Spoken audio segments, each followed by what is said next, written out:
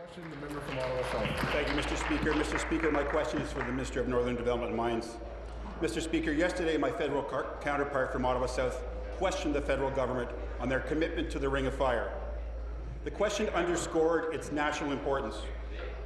It was alarming to hear the Federal Minister of Natural Resources attempt to defend the federal government's absence on the development of the Ring of Fire.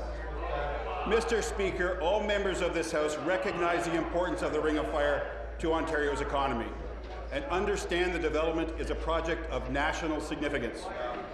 Will the Minister of Northern Development and Mines please share how our government is stepping up to the plate and showing real leadership in the absence of the federal government who would rather be on the sidelines? Thank you. Minister of Natural Resources. Thank you very much, Mr. Speaker. Thank you to the member for Ottawa South for the question. I will acknowledge that I was startled, if not somewhat irritated, by the stunningly inaccurate statements or comments that were made by Minister Rickford in the House of Commons yesterday. So let me once again just be very clear about our absolute commitment to the Ring of Fire as we are leading to drive development in that extraordinarily important economic development opportunity, despite a lack of any similar commitment from the federal government.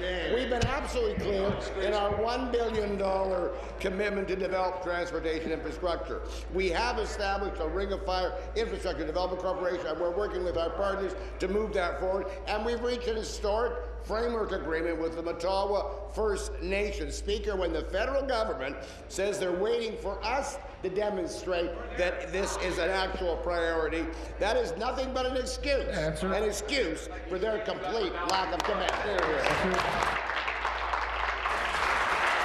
Supplementary.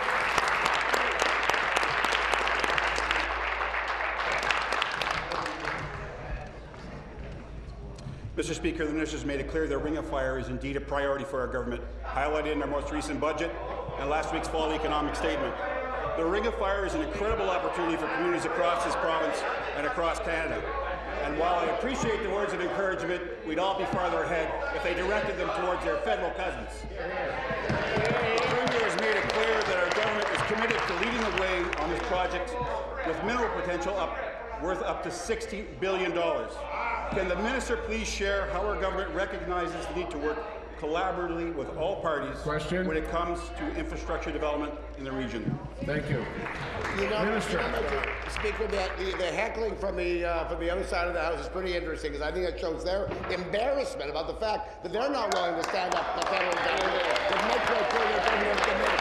We understand how important the infrastructure is in terms of the access to the Ring of Fire. And the Development Corporation itself is another significant step toward building it. We're working very closely with First Nations. We're working closely with industry, and we're working with communities across the province so that we can find the best way to tap into this extraordinary potential of the Ring of Fire. We are going to continue to move forward with the support of the Premier and all of us on this side of the House to make sure that this project moves forward. It's time the federal government stepped up to the plate with their funding so that we can signal that not only Ontario, but Canada is actually open for business. Thank you. Be seated, please.